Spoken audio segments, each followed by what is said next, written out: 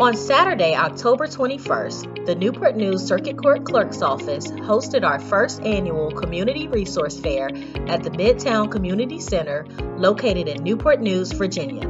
The event was held from 1 to 4 p.m.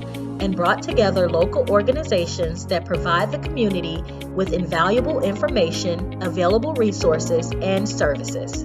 There were also a series of workshops held on navigating probate, tax breaks for seniors, estate planning, and how to get past criminal charges expunged. City departments and workshop leads in attendance included local attorneys Erwin Nackman, Rebecca Wynn, and Veronica Williams, the Newport News Commissioner of the Revenue, Tiffany Boyle, and the Newport News Department of Human Services.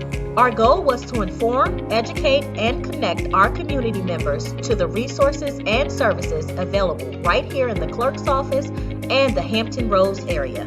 Thank you to everyone in attendance. We look forward to watching this event grow and to seeing you all again next year.